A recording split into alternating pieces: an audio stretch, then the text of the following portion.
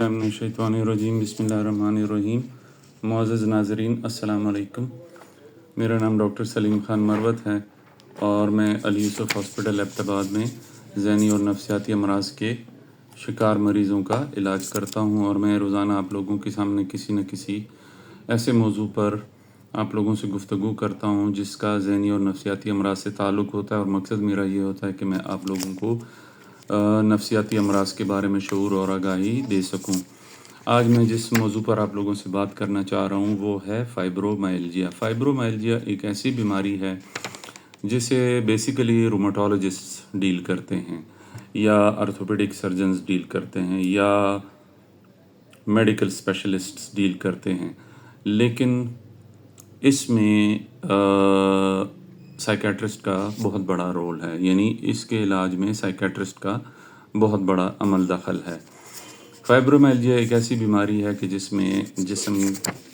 کے مختلف حصوں میں، تقریباً سارے حصوں میں، جوڑوں میں، ٹانگوں میں، سر میں،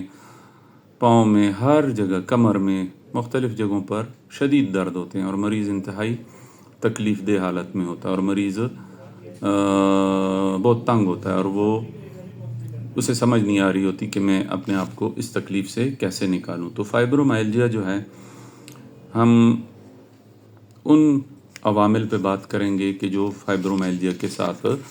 لوگوں میں ہوتے ہیں، وہ نفسیاتی عوامل۔ نفسیاتی جو عوامل یا عوارض یا بیماریاں جو فائبرومائلجیا کے ساتھ ہوتی ہیں وہ دو قسم کی ہوتی ہیں، مینلی انگزائٹی اور ڈپریشن۔ ڈپریشن اس کا ایک لازمی حصہ ہے، کیونکہ یہ درد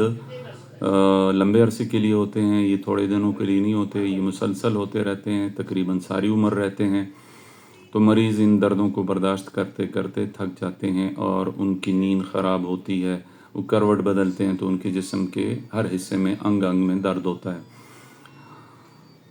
ان کا موڈ خراب ہوتا ہے، ان کی نیند ٹھیک نہیں ہوتی، ان کا کھانے پینے کا دل نہیں کرتا، ان کو بلا وجہ غصہ آتا ہے، چھوٹی چھوٹی باتوں پر ان کی طبیعت خراب رہتی ہے،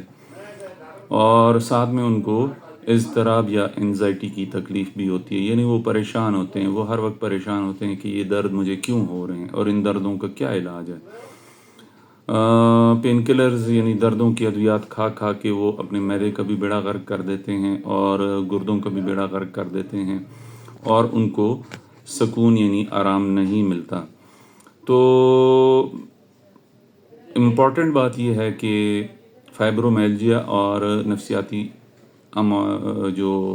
بیماریاں ہیں، ان کے درمیان بڑا مضبوط دو طرفہ تعلق ہے۔ جب تک آپ نفسیاتی امراض کو کنٹرول نہیں کرتے تو فائبرومائلجیا میں امپرومنٹ نہیں ہوتی۔ تو فائبرومائلجیا کی ٹریٹمنٹ اس وقت تک کمپلیٹ نہیں ہوتی، بلکہ اس کی ٹریٹمنٹ ہم کہتے ہیں کہ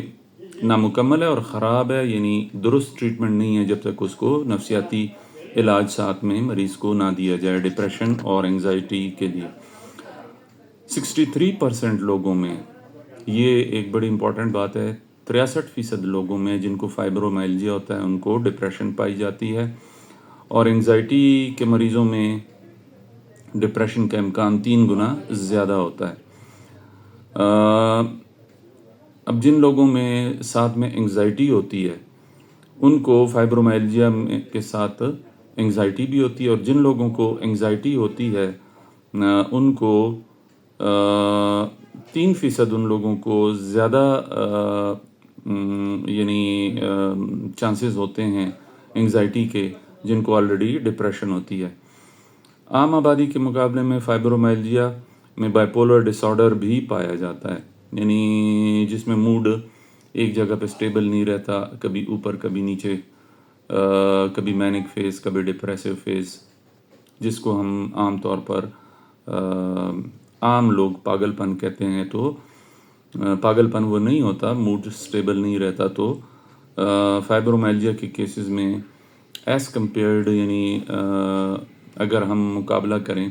عام آبادی کے ساتھ، تو ان میں بائیپولر افیکٹو ڈس آرڈر کے کیسز بھی زیادہ ہوتے ہیں، اور پی ٹی ایس ڈی تقریباً 2/3 کیسز میں، پی ٹی ایس ڈی اور بائیپولر ڈس آرڈر تقریباً 1/3 مریضوں میں پی ٹی ایس ڈی ہوتا ہے، 1/3 کیسز میں PTSD بھی ہوتا ہے، پوسٹ ٹرامیٹک اسٹریس ڈس آرڈر، یعنی مریض ہر وقت ایک ذہنی کوفت کا شکار ہوتا ہے اور اس کو وہ دردوں سے بھری ہوئی راتیں اور سارا جسم درد کرتا ہوا محسوس ہونا، اور وہ تکلیف وہ بار بار ان کے ذہن کے میں گھومتی ہے اور ان کی آنکھوں کے سامنے آتی ہے۔ تو بدخوابی، ڈپریشن اور انگزائٹی کے درمیان مشترکہ جینز پائے جاتے ہیں، یعنی ان لوگوں میں جینیٹیکلی یہ ٹینڈنسی ہوتی ہے فائبرومیلجیا کے کیسز میں کہ ان میں نیند کا ڈسٹرب ہونا، ڈپریشن اور انگزائٹی کا ہونا، یہ تینوں چیزیں پائی جاتی ہیں۔ فائبرومیلجیا دماغ اور ریڑھ کی ہڈی کی ضرورت سے زیادہ حساسیت، یعنی جو ہمارا برین ہے اور ہمارے حرام مغز ہے اور ہمارا اسپائنل کارڈ جسے کمر کی ہڈی کہتے ہیں، یہ ضرورت سے زیادہ سینٹرل سینسٹائزیشن ہوتی ہے، یہ ضرورت سے زیادہ حساس ہوتے ہیں، اس لیے ان کو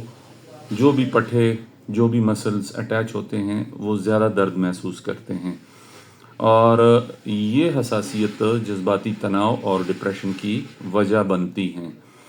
تو درمیان میں، یعنی اگر اس بیماری کو دیکھا جائے تو اس کے درمیان میں موڈ ڈس آرڈر، انگزائٹی اور ڈپریشن ہوتی ہے، اور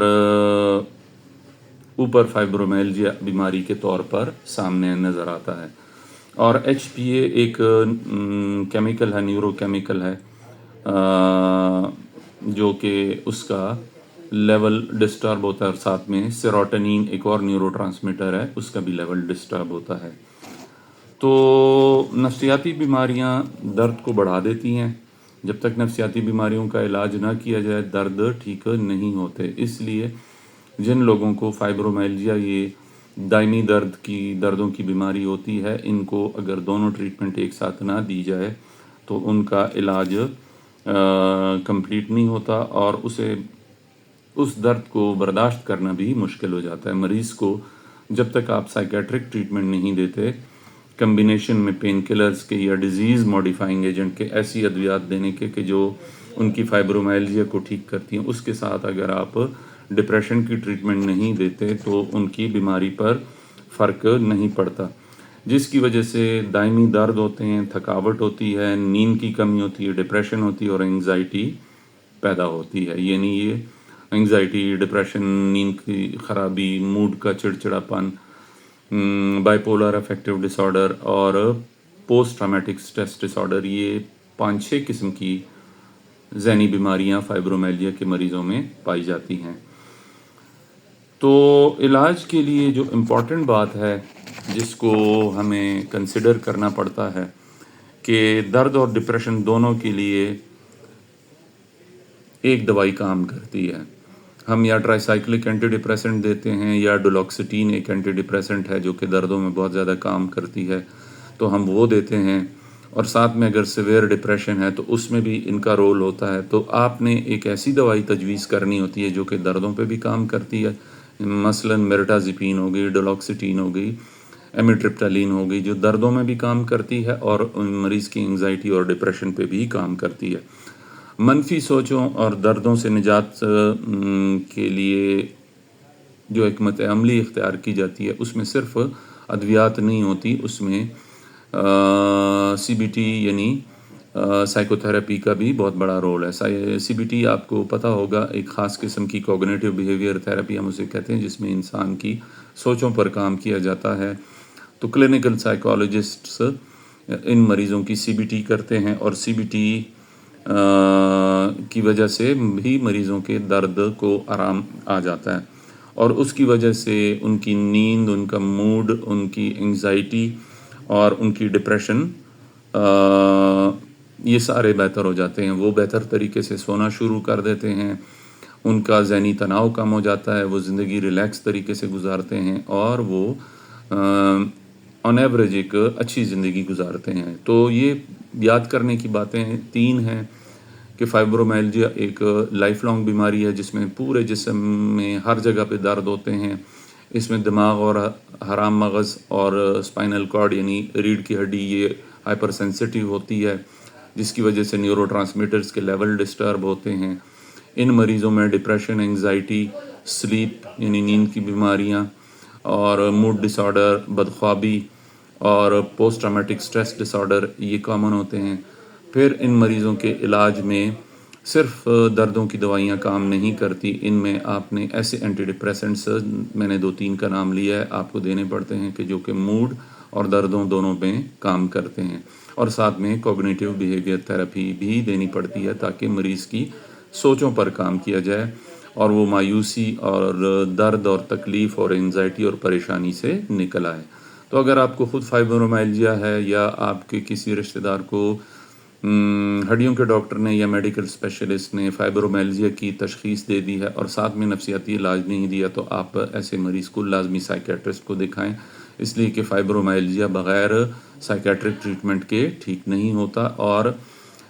اس کی امپرومنٹ اور اس کی وجہ سے تکلیف کا ڈائریکٹ تعلق ہوتا ہے اینٹی ڈپریسنٹس کے ساتھ اور نفسیاتی علاج کے ساتھ۔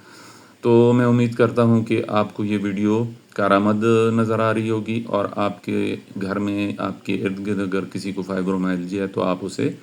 یہ مشورہ دیں گے کہ ماہر نفسیات کو بھی ضرور دکھائیں۔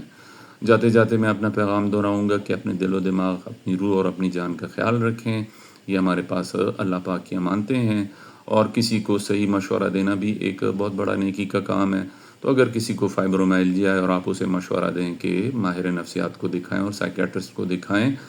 اگر رومیٹولوجسٹ یا میڈیکل اسپیشلسٹ یا آرتھوپیڈک سرجن نے نفسیاتی علاج نہیں بتایا، تو اگر آپ مریض کو مشورہ دیں کہ آپ سائیکیٹرسٹ کو دکھائیں، تو اس کی زندگی میں جو بہتری آئے گی اس کا آپ کو بھی بہت بڑا ثواب ملے گا۔